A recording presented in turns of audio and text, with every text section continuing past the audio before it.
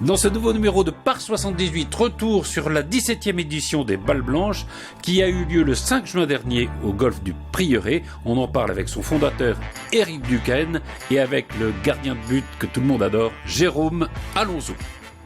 Un golf à 6 minutes de la Défense, et oui, ça existe, c'est le golf de l'île Fleurie. On en parle avec sa directrice et propriétaire, Valérie Kerle-Baril. Si vous ne savez pas encore ce qu'est un fitting, on va vous le faire découvrir avec le pro Julien Guilherme. Et ces clubs un peu particuliers, ils ont tous la même taille.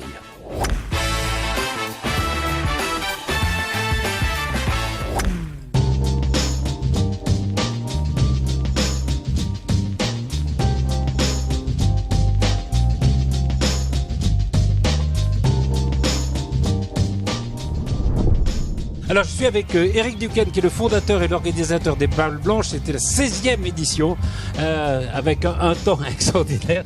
Éric, je pense que vous avez eu la trouille aujourd'hui.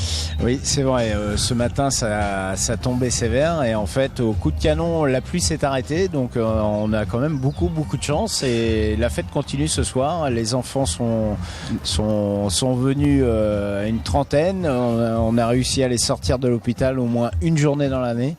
Donc on va dire contrat rempli, ils sont repartis avec la banane et c'est ce qui compte. C'est ce qui compte parce qu'il faut dire que c'est ça l'essentiel des Balles Blanches. Alors c'est une compétition de golf, il y en a plusieurs d'ailleurs dans l'année. Il y en a une grande qui est au Prieuré chaque année au mois de juin. Mais le bénéfice de tout ça, ce sont les enfants hospitalisés. Tout à fait. Ces rassemblements, c'est pour financer des projets pour améliorer le quotidien des enfants hospitalisés ou de familles. On étudie chaque cas et c'est vraiment pour leur donner un petit peu plus de sourire et qu'ils puissent en profiter un peu plus. Là. Un enfant, ça ne mérite qu'une chose, c'est profiter de la vie à pleines dents. Absolument. Et c'est ça qui fait du bien et qui fait le sourire des enfants. C'est aussi le sourire de leurs parents aussi qui sont là et de tous les gens qui viennent ici. Et je ne sais pas s'il y a quelqu'un qui est là-haut, mais il y a peut-être quelqu'un qui écoute et qui fait en sorte que le jour de la compétition des Balles Blanches, la météo s'arrête pendant quelques temps pour que les gens puissent jouer et pour que les enfants puissent avoir le sourire. C'est un peu ça. Tout à fait. En plus de ça, il y a malheureusement quelques personnes qui nous ont quittés, qui étaient là l'année dernière, et donc entre autres certains enfants. Donc cette journée leur est dédiée et pour moi ils sont avec nous aujourd'hui. Donc voilà pourquoi tout le monde se mobilise. Il pleuvait énormément ce matin, les gens sont venus quand même, ils ont dévalisé le Pro Shop pour acheter des tenues de pluie, mais au moins ils étaient là, ils savaient pourquoi ils étaient là et c'est ça qui me touche. Bien. Et il faut rendre hommage aussi, alors c'est vous qui êtes à la tête de tout ça, mais de tous les bénévoles qui sont autour de vous et qui font un travail absolument exceptionnel pendant toute l'année. Mais tout à fait. Déjà, il y a Nathalie Innocenti qui est mon bras droit et en fait, elle me fait un travail extraordinaire. Surtout que je suis très pris professionnellement parlant, mais elle me fait un travail formidable. Vous avez monté un restaurant dans le 15e. C'est vrai, dans le 15e, il s'appelle Aux Trois Présidents suite à mon parcours. Ouais. Oui, parce que vous étiez à l'Élysée. Tout à fait. Ça se voit parce qu'il y a toujours les cuisiniers de l'Élysée qui sont là. Tout à fait, les cuisiniers de l'Élysée qui viennent bénévolement. Ils ont travaillé tout le week-end pour préparer 1200 repas pour cette journée. Nous avons une soixantaine de bénévoles qui posent des jours pour venir. Ouais. Oui, c'est tout ça, une organisation. C'est tout ça, une organisation. Beaucoup Et sans eux, on ne peut pas organiser une journée telle que la journée des Balles Blanches au golf du Prieuré. Des Balles Blanches, et puis c'est derrière tout ça le sourire pendant au moins quelques heures des enfants. Et ça, il n'y a rien de plus beau. Il n'y a rien de plus beau, surtout quand vous avez un enfant qui vous dit en partant j'ai oublié l'hôpital. Voilà. Donc tout ça, ça m'émeut. Voilà. Bravo Éric, et puis alors, il y aura une 17e saison. Il y aura une 17e saison et en plus de ça, toujours fidèle au poste, Patrice Carmouze qui répond automatiquement présent et je tenais à t'en remercier de vive voix. Voilà, merci beaucoup Patrice. Éric.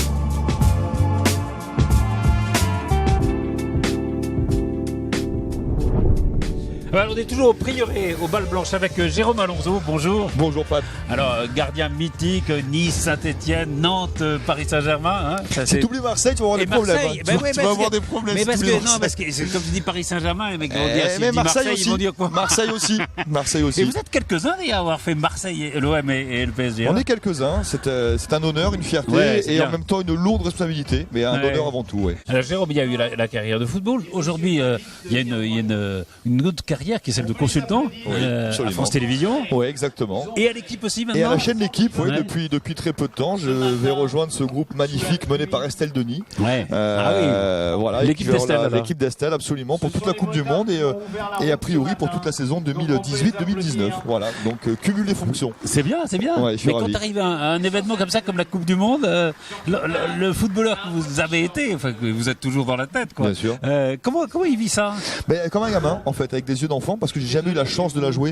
Et donc je ne le vis pas comme une frustration du tout, mais justement, j'ouvre un gros paquet cadeau à chaque fois. Et c'est ça la Coupe du Monde, c'est qu'on ne sait pas ce qu'on va trouver dedans. C'est un paquet surprise. Il va y avoir des super matchs, il va y avoir des matchs pourris. Et vous regardez un peu les gardiens, évidemment. Beaucoup, hein. Ouais, c'est une famille, c'est un clan. Ça a changé par rapport à votre époque. On joue plus au pied, on est plus. C'est que ça qui a changé. Ouais. Après, ils sont un petit peu plus physiques. Il y a moins de petits gardiens. Ouais. Mais bien sûr, grands, hein. les entraîneurs leur demandent de jouer au pied, de relancer comme les libéraux à l'époque. On disait le libéraux à l'époque. Donc à l'époque, on relançait long sur un grand devant. Et maintenant, on relance court pour toucher les joueurs rapides au milieu. Donc voilà, c'est ce qui a changé beaucoup. Et heureusement pour moi, parce que moi, les pieds, c'était pas C'était pas votre point fort. Les poings, c'était votre point fort. Ouais, les poings, pas trop les pieds. C'est vrai que ça a changé là-dessus. La France, à votre avis, ça a une petite chance Outsider raisonnable, on va dire. Voilà, je pense à une quart ou une demi, c'est raisonnable de l'espérer. D'y penser. Alors, un mot sur le golf qui est devenu aussi votre deuxième passion. Ça fait longtemps. Ça fait un moment. Hein. Ouais. Vous jouez beaucoup, vous jouez très bien. C'est vrai. Je joue. Si, vous jouez très bien. Comme beaucoup d'ailleurs de sportifs, beaucoup de footballeurs d'ailleurs. Exactement. Il y a tout un clan de footballeurs. On est un gros groupe maintenant. Notamment ceux qui se moquaient de nous il y a 20 ans, qui jouent maintenant. Et dont Dugarry par exemple, Christophe qui se moquait de nous il y a 10 ans et qui est complètement mordu aujourd'hui. Alain Bogossian qui nous emmène tous évidemment, qui est à un niveau de pro quasiment. Et puis voilà, tout un groupe. Ceux qui disaient c'est un sport de vieux. Oui, mais maintenant on est vieux, donc on est vieux maintenant, donc on a le droit, c'est bon. Et ça vous apporte quoi le golf? Parce qu'il y a même des joueurs qui sont maintenant sur les terrains qui jouent quand même. C'est un nouveau challenge. Ouais. C'est-à-dire que moi j'ai toujours eu besoin de compétition. Je suis un compétiteur dans l'âme, que je joue au boule, aux cartes, au golf. J'ai besoin de gagner. C'est mon essence, c'est comme ça que je vis. Et je trouvais ce challenge là maintenant dans le golf où effectivement j'ai progressé beaucoup en travaillant beaucoup. Faut bosser au golf, c'est obligé. Et j'ai un groupe de copains dans le sud au Royal Mougins Golf Club qui est mon golf d'adoption où on se tire la bourre. Et ce qui me plaît, au-delà de la beauté des sites, c'est la compétition et devenir meilleur. Il faut gagner quand même. Toujours, hein. Moi, je suis comme ça et je serai comme ça jusqu'à ma mort parce que ma vie, c'est essayer de gagner. Et je peux pas supporter de dire on joue pour participer. C'est bien de participer, à part aujourd'hui. C'est un cas à part, les balles blanches, c'est pour les enfants. Non, mais on va en parler. Voilà. Mais à part ça, à part une fois par an, on joue pour gagner. Sinon, c'est pas la peine. Justement, à Mougins, vous faites une compétition pour les balles blanches. Exactement. Les Royales balles blanches. Donc. Vous avez été le parrain de cette manifestation pendant des années. Est-ce que c'est important pour quelqu'un comme ça qui est un sportif, qui a toutes évidemment ses muscles pour lui, de donner quelque chose justement à ses enfants qui sont à l'hôpital? Patrice, c'est un devoir. C'est pas une envie, c'est pas un besoin, c'est un devoir. On doit le faire. On doit se bouger les fesses. J'ai la chance d'avoir une bonne image dans le milieu du sport en général, ce qui fait que j'ai tous les copains qui viennent, qui me suivent dans cette aventure un peu folle. Je suis quasiment seul à organiser ça avec l'aide du Royal Mougins Golf Club encore une fois, et on reçoit 150 personnes sur un petit site et c'est du boulot. Mais je prends pas ça comme c'est pas une gloriole personnelle, c'est un devoir qu'on a. J'ai aidé Eric et Nathalie pendant des années en venant ici. Maintenant, je prends le flambeau, je les aide un peu en organisant cette belle compète à Mougins. Et vous êtes fidèle à ce rendez-vous du Prieuré chaque année, parrain d'honneur. Oui, exactement. Encore une fois, c'est un devoir. C'est des enfants parfois en fin de vie qui ont des grandes difficultés. Les parents, on parle des enfants, mais les parents souffrent beaucoup aussi. C'est très et dur pour les parents. Nous voient leur sourire, s'amusent un peu avec eux. Alors c'est 2 jours par an. mais c'est déjà énorme parce que tout le monde fait 2 jours par an. Si tout le monde fait 2 jours par an, on s'en sortirait beaucoup mieux. Alors, on va vous voir donc cet été pour la Coupe du Monde, cet été en juin-juillet pour l'équipe. Comment vous envisagez votre suite de votre carrière justement? Moi, dans les médias, toujours, ouais. Le consultant, le boulot de consultant, ça vous plaît beaucoup? Ça me plaît bien, c'est du boulot. C'est du faut travailler, il faut travailler. Les gens pensent qu'avec notre stylo et les mains dans les poches, non, il faut préparer les joueurs, les matchs, machin. Et ça me plaît, j'ai pas fait le tour encore. Donc j'ai 45 ans. Je me suis fixé jusqu'à 50 ans pour faire ça, et puis à 50 ans je ferai le point. D'accord. Eh ben on se revoit dans 5 ans. Non, j'espère bien avant. On se revoit avant, bien évidemment. Merci beaucoup. Et vive la Ryder Cup. Ah oui. Allez, go Europe. Vous allez regarder la Ryder Cup? Je vais dormir devant. Je vais dormir. Je n'irai pas parce que y a trop de monde. Compliqué. C'est compliqué, et puis on est bien dans la télé. Ouais. Donc allez, go Europe.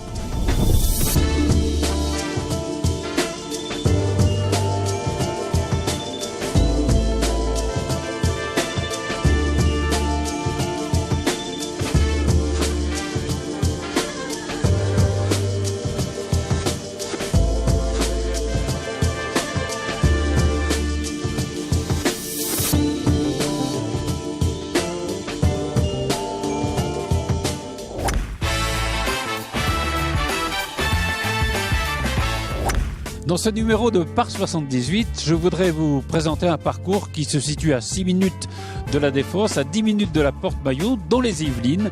C'est le parcours de l'île Fleurie, sur l'île des Impressionnistes, à côté de Chatou. On en parle avec sa directrice et propriétaire, Valérie Kerle-Baril.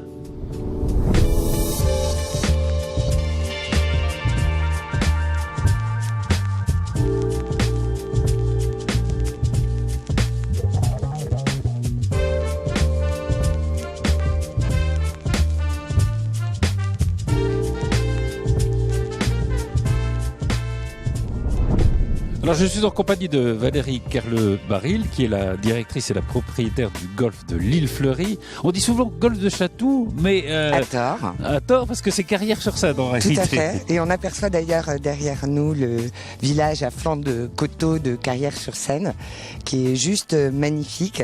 Mais on accède par le pont de Chatou et par la commune de Chatou. C'est complètement sur une île. On est bordé par la Seine de chaque côté. Alors, on est aussi dans ce qu'on appelle l'île des impressionnistes. Hein. Il y a eu Renoir, il y a eu, enfin, tous les grands peintres qui sont venus dans ce lieu. Et c'était pas le golf encore à l'époque. Et effectivement, donc vous accédez, on est proche de la Maison Fournaise. La Maison Fournaise, ouais. Donc au lieu impressionniste. Et ici ont été peints de fameux tableaux. D'ailleurs, c'est vrai que les points de vue sont toujours aussi magnifiques parce que ça a très très peu bougé. Carrière n'a pas changé, quasi pas. Alors de l'autre côté, c'est un peu différent parce que voilà, si on se retourne, on peut voir la Défense en étant ici à peu près à ce trou, on va dire entre le green du 8 et celui du 2, ouais. Où on a d'un côté le village de Carrière et de l'autre la Défense. Voilà. Alors, il faut dire qu'on est quoi, 6 minutes de la Défense à peu près ici. Voilà, exactement, à 6 minutes de la Défense, 10 minutes de la Porte-Maillot. Donc tout près de Paris.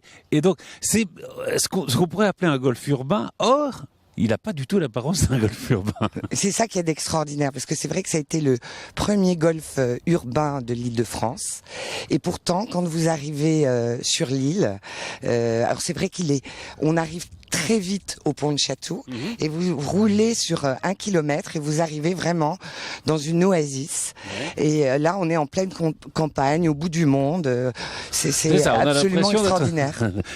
On est en pleine campagne. Alors, c'est un golf qui a été construit dans les années 90, un tout petit peu avant, 89 je crois. Oui. Que vous avez pris en charge 5 ans plus tard à peu près. Exactement, donc je gère et suis propriétaire de ce golf depuis 1994. Donc voilà. J'allais dire l'heureuse propriétaire parce que c'est un lieu exceptionnel quand même. Voilà, et je l'apprécie chaque jour. Voilà, donc c'est un esprit tout à fait familial aussi, ce qui peut paraître parfois un peu antinomique en se disant golf urbain. On imagine quelque chose d'impersonnel. C'est pas du tout le cas, donc on a voilà, moi ça fait 25 ans que je suis là et une équipe qui est là aussi depuis très longtemps. Donc très humain, un endroit où les gens aiment bien se retrouver. C'est très important. Il y a en effet, il y a un clubhouse, il y a un restaurant. Quand on dit golf urbain, c'est parce que voilà, c'est un 9 trous. On peut le faire en quoi? En combien de temps à peu près? On peut le jouer en 1h30. 1h30, voilà. Donc aujourd'hui c'est extraordinaire parce que ça permet à tout à chacun. C'est vrai que prendre une demi-journée pour aller faire un parcours de golf, c'est long. C'est long. C'est long. Il y a la famille souvent. Il y a le travail évidemment. Exactement. Là on peut venir entre midi et 2 à peu près et faire un parcours le soir. On est ouvert toute l'année. On ferme tard. Et voilà, on peut en 1h30 faire son parcours, se classer, faire des compétitions sur 9 trous, les tests index. Donc c'est très accessible. Et c'est un vrai golf, c'est pas un pitch and putt. Pas du tout. Que des par 3 et un par 4. Mais un parcours qui a été dessiné par Autry, qui est un parcours magnifique. Un grand architecte de golf.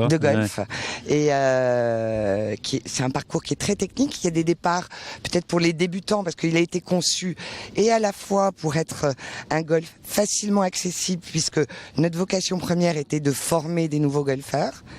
Mais à la fois... avec des départs arrière, il devient très technique. Et puis facile. Jouer un par 3 dans le par. Mais c'est pas évident. Voilà, c'est pas évident. C'est pas évident.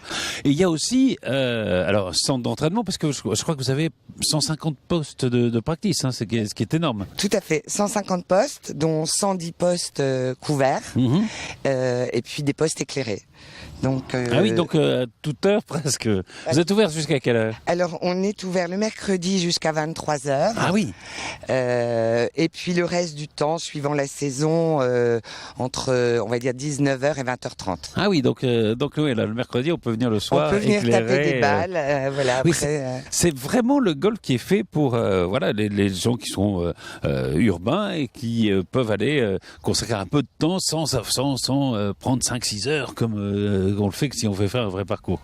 C'est tout à fait ça.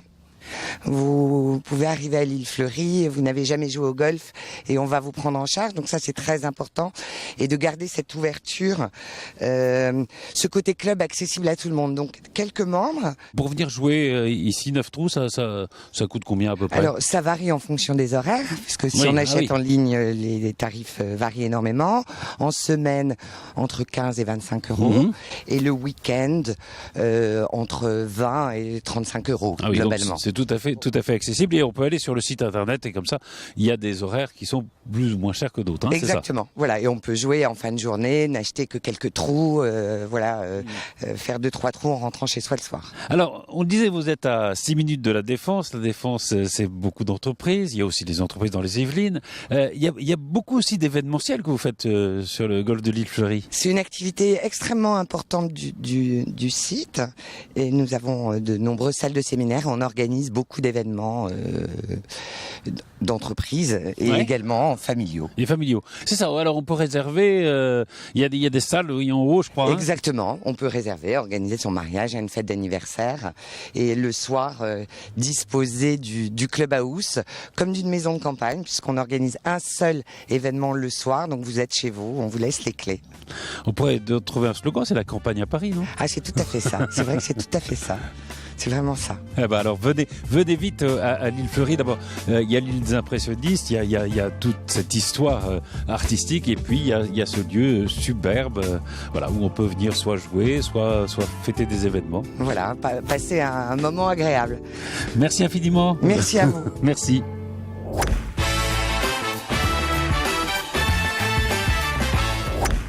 Si vous ne savez pas ce que c'est le fitting, je vais vous expliquer ça. Je vais rejoindre Julien Guilherme et vous allez tout savoir.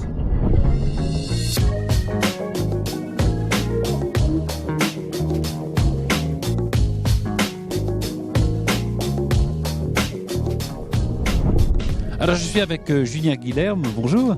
Bonjour Patrice. Vous êtes pro, vous êtes prof, oui. Vous enseignez le golf et vous faites au golfe de l'île Fleurie dans les Yvelines un fitting. Alors qu'est-ce que c'est d'abord un fitting ? Un fitting, c'est tout bête, c'est donc une séance où on va passer un petit peu de temps avec une personne qui cherche à avoir du bon matériel et on va l'adapter à sa taille, à sa morphologie, à sa vitesse de swing.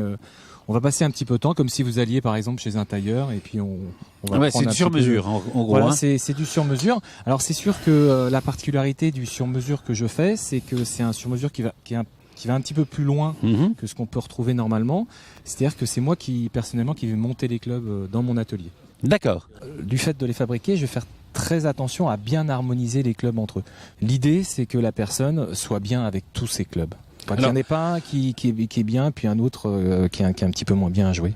Alors il y a tout un matériel qui est avec vous. Il y a des ordinateurs pour prendre la vitesse du swing, la vitesse de la balle, oui, c'est ça ? Tout à fait. Oui, tout à fait. Il y a une machine pour mettre des grippes. Oui, alors ça c'est intéressant, c'est que on peut par exemple avec moi faire un fitting et puis je vais faire essayer des clubs à la personne avec vraiment le bon grip qu'elle aime bien avec à la bonne taille. Donc ça c'est parce que j'ai un compresseur très personnalisé. Oui, tout à fait. Donc ça c'est quand même important. Et des têtes de club évidemment. Alors ça va du sandwich jusqu'au fer. Voilà. Et puis j'ai un système qui est très intéressant, c'est que donc je suis obligé d'installer ce petit appareil là, ce petit système pour accrocher le shaft, mais il est ultra léger.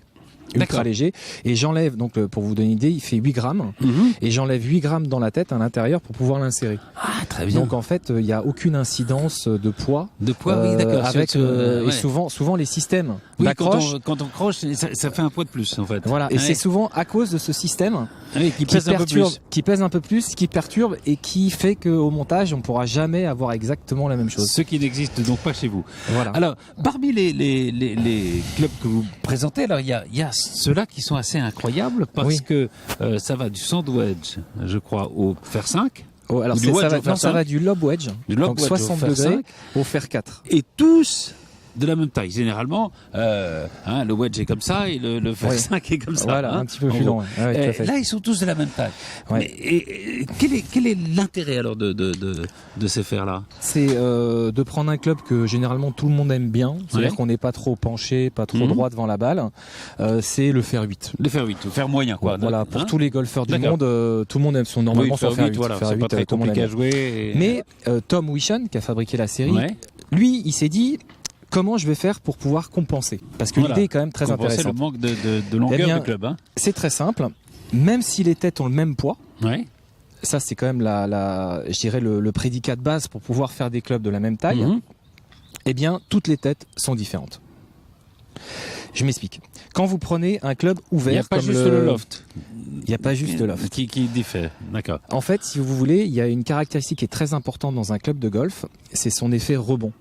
C'est-à-dire que vous avez une face qui est large. Alors qui est large, mais qui est surtout plus ou moins épaisse. D'accord. Et plus la face est fine, plus l'effet, ce qu'on appelle l'effet trampoline, sera important. D'accord. On appelle ça le coefficient de restitution. Entre la vitesse de votre swing et la vitesse de balle, quelle est la restitution ? D'accord. Donc il y a un effet trampoline. Il y a un effet trampoline. Ouais. Donc là, on a une face relativement épaisse. C'est un pitch, on n'a pas besoin de l'envoyer trop loin. Et si on prend le fer 5, évidemment, c'est voilà, on a une face, donc on a une face qui est beaucoup plus fine. Et donc il va avoir un coefficient de restitution beaucoup plus important. Avec un fer 5, pour vous donner une idée, ici, on peut augmenter quasiment de 50% la vitesse du swing. C'est-à-dire, par exemple, vous avez une vitesse de 100, la balle peut partir à 150 avec ce. Donc c'est tout à fait remarquable. Et c'est une des raisons pour laquelle cette série a un succès aussi important. Faut voir, c'est une des séries les plus vendues dans le monde aujourd'hui. On a la même longueur de club et au fond, par rapport à un fer 5 normal, on perd pas de distance, en gros. Alors, ça, c'est une question qu'on peut se poser. Je suscite la curiosité. C'est pour ça que je dis aux gens, venez les essayer. Voilà. Et puis peut-être que vous serez ravis d'avoir un club plus court et qui vous donne une assurance de distance que vous aviez peut-être pas avec le fer 5 qui est dans votre sac parce que c'est dur de le contacter correctement. Et donc il faut essayer. Et c'est vrai que c'est séduisant. Et c'est la raison pour laquelle je me suis dit il faut vraiment que j'axe vraiment tous mes efforts pour faire connaître cette série parce que c'est une vraie bonne nouvelle pour pour, on va dire, des joueurs qui sont autour entre 15 et 30 d'index, quoi. D'accord. Donc ça peut être très... Mais moi qui suis pro, je joue avec, je suis très content.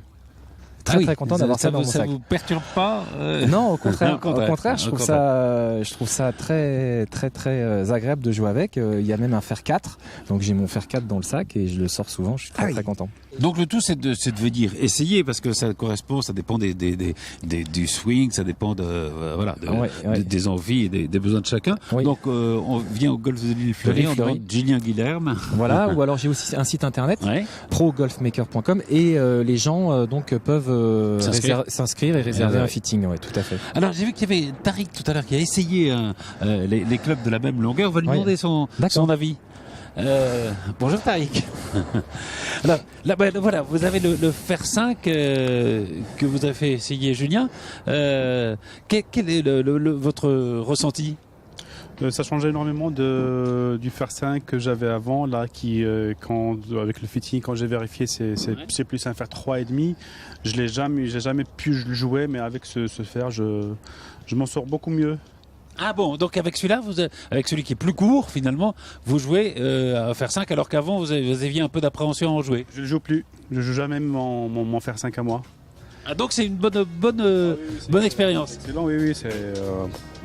Je vais me mettre rapidement au fer de Julien. Ah bah voilà, c'est bien. Merci infiniment. Merci Julien. Merci Patrice.